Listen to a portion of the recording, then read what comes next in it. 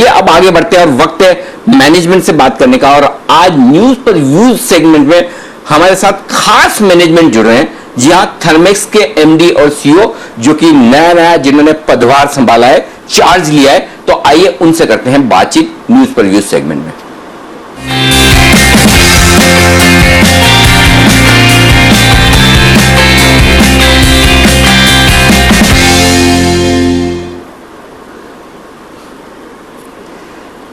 Thermax वो company है जो किसी परिचय का मोहताज नहीं और हिंदुस्तान में heating, cooling, power, waste management इन सब का कारोबार करने वाली बड़ी दिग्गज कंपनी है।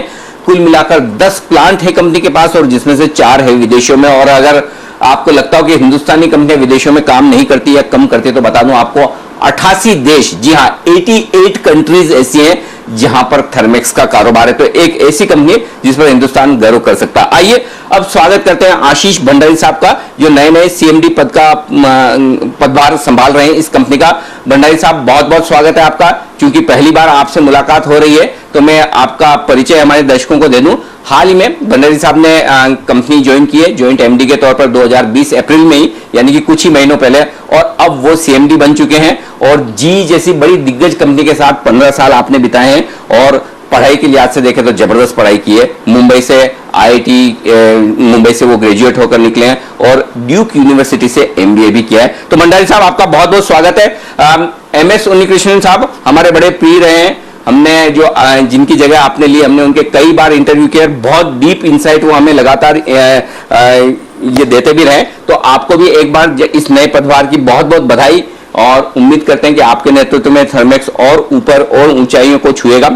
लेकिन बड़े मुश्किल समय पे आप शुरुआत कर रहे हैं। इस वक्त इकोनॉमिक स्लोडाउन है, कोविड में बड़ी चुनौतियां हैं और आपकी कंपनी डायरेक्टली इकोनॉमी से रिलेटेड है। तो इस वक्त जब आप इस नए चार्ज में हैं, बताइए किस तरह के चैलेंजेस आप देख रहे हैं सर? पहली बात तो अनिल जी, इस अभिनंदन के लिए बहुत ही बड़ा धन्यवाद। मुझे बहुत खुशी है कि आज मुझे इस मंच पे आने का आमंत्रण मिला है और आप सबसे बातचीत करने का भी। समय इंटरेस्टिंग है, पर एज जो भी नया आए या कोई भी काम करने आए, बहुत ही चैलेंजिंग पूर्वक है, तो उसमें कोई शक नहीं है। 2 चीजें जो सबसे जरूरी है अभी, सबसे पहले कि जो भी सुरक्षा है, स्वास्थ्य लेकर जो सुरक्षा है कर्मचारियों की, लोगों की, वो सबसे ज्यादा इम्पोर्टेंट है। और हमारा कोई भी ऐसा काम नहीं होना चाहिए जिससे कि हमारी फैक्ट्रीज, हमारी साइट्स कहीं पे भी स्वास्थ्य में खराबी आए हमारे लोगों की, या कोई भी कमी आए। तो सबसे पहले वो फोकस है। और इसी के लिए हमने पुणे में हमारा जो एक चिंचवाड़ में प्लांट है, वो हमने 1 हफ्ते के लिए बीच में बंद भी कर दिया था कि सबसे पहले स्वास्थ्य का देखरेख करना चाहिए। जो दूसरा है कि इस टाइम पे जो हमारे लोग हैं, हमारी एम्प्लॉइज हैं, हमारे कस्टमर्स हैं, वो जहां पर भी हैं, जैसे भी हैं, उन सबका सपोर्ट, देखरेख एंड उस पे इम्पोर्टेंस बहुत बहुत जरूरी है। इसीलिए हमने हमारा जो नाइजीरिया में कमिश्निंग थी, बहुत सारे इंटरनेशनल कस्टमर्स, हमारे सारे के सारे साइट्स हमने बहुत ही टाइम पूर्वक उन्हें अप एंड रनिंग कर दिया है। सो अभी जैसा हम देखेंगे, हमारे करीब 100 से ज्यादा साइट्स ऑपरेशनल है, वहां पे लेबर काम कर रहा है, कस्टमर सपोर्ट चल रहा है, जहां पे हो सकता है हम रिमोट मैनेजमेंट, रिमोट कमिश्निंग कर रहे हैं। और जो तीसरी बात है वो फोकस है कैश पे, कि हमें शायद थोड़े प्रोजेक्ट्स पे मना भी करना पड़े, पर जहां पे कैश एकदम अश्योर्ड है और बिजनेस हो सकता है, वो हमें करना है। और कैश कस्टमर से भी, और मेकिंग श्योर कि जो वेंडर्स हैं, एमएसएमई वाले वेंडर्स हैं, उन्हें भी कैश जाता रहे। सो ये जो 3 चीजें बिजनेस क्रिटिकलिटी की तरफ से, वो उस पर सबसे ज्यादा जरूरी है। लॉन्ग टर्म कोविड हो नहीं हो, कि आगे से ग्रोथ कहाँ से आएगी इंडस्ट्रियल सेक्टर्स में, उस पर एक आंख हमेशा बनी रहनी चाहिए और वो निरंतर चलता रहेगा। पर जो पहली 3 चीजें हैं वो इमीडिएट टाइम फ्रेम में सबसे जरूरी है। बिल्कुल, और ये आपकी सोच और आपकी इस बात को दिखाता है कि आप कितनी केयर अपने एम्प्लॉयज और अपने वेंडर्स की और अपने कस्टमर्स की करते हैं कि इस वक्त सबसे ज्यादा इंपॉर्टेंट चीज है हेल्थ का ध्यान रखा जाए और कैश फ्लोज को चुस्त दुरुस्त रखा जाए ताकि सब लोग सर्वाइव कर चुके हैं। 20 साल के इतिहास में पहली बार थर्मेक्स ने घाटा दिखाया और ऐसा कई कंपनियों के साथ हुआ। थर्मेक्स अकेली कंपनी नहीं है जिन्हें क्वार्टरली लॉस देखना पड़ा हो। लेकिन अब ये बताएं सर, अब सिचुएशन कितनी बैक टू नॉर्मल है? किस लेवल पर आप आ चुके हैं? कोविड के पहले के लेवल तक क्या 100% कैपेसिटी पर हैं या वहां तक पहुंचने में कितना वक्त लगेगा?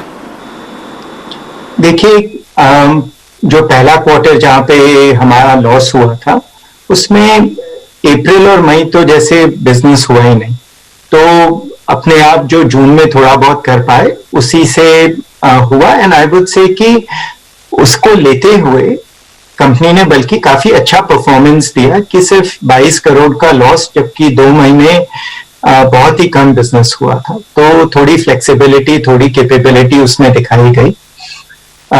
जून से बिजनेस, जैसा कि मैंने कहा, बढ़ना शुरू हुआ। जुलाई जून से बेहतर था, अगस्त जुलाई से बेहतर था।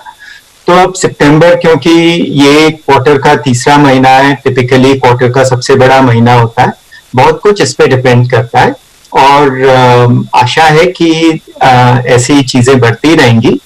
पर 100% जो पहले था वहां पे आने पे मेरे हिसाब से अभी भी थोड़ा टाइम लगेगा। कितना टाइम लगेगा वो हम अभी से कह नहीं सकते। चीजें बेहतर हो रही है, डेफिनेटली बेहतर हो रही है। 70 से 80% तक हम पहुंच चुके हैं। उससे ज्यादा अब क्या होगा वो थोड़ा मार्केट पे भी डिपेंड करता है। कस्टमर्स, ओवरऑल लिक्विडिटी कैसी रहती है मार्केट में, जो काफी प्रोजेक्ट्स हैं जो होल्ड पे हैं वो कस्टमर शुरू करते हैं कि नहीं, जो फूड, फार्मा, केमिकल्स जहाँ पे काफी तंदुरुस्ती है बिजनेस में वो ऐसे ही चलता रहेगा कि नहीं। तो थोड़े अननोन फैक्टर्स हैं कि हम कह नहीं सकते एग्जैक्टली रिकवरी कब होगी। जो अभी जैसा चल रहा है वो मैंने बता दिया आपको।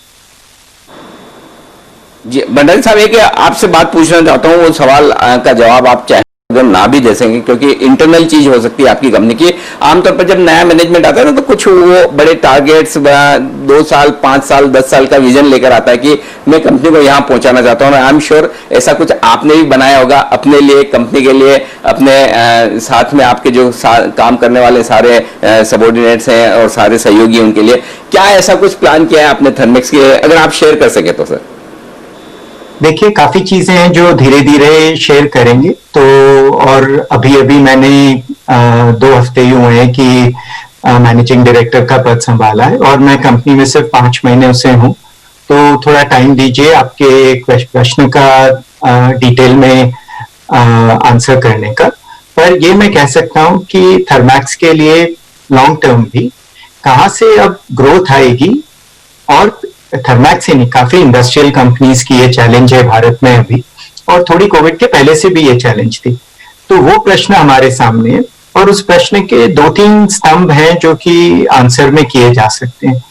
एक तो सबसे बड़ा जो चेंज आ रहा है एनवायरमेंटल ट्रांजिशन का, क्योंकि दुनिया को और भारत को भी स्पेशली जो हमारा एनर्जी का और जो पर्यावरण का जो पूरा एनवायरनमेंट है वो चेंज हो रहा है। तो clean water, clean energy, clean air, इन सब पे जो फोकस आएगा उन सब से थर्मैक्स को काफी फायदा हो सकता है।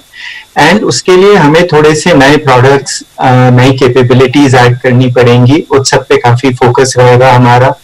सर्विसेज पे बहुत ज्यादा फोकस रहेगा, क्योंकि ताकि नए प्रोजेक्ट्स पता नहीं धीरे धीरे वापस आएंगे, पर पुराने जो इंस्टॉल्ड बेस है उसमें से सर्विसेज वगैरह निकालना बहुत इम्पोर्टेंट रहेगा।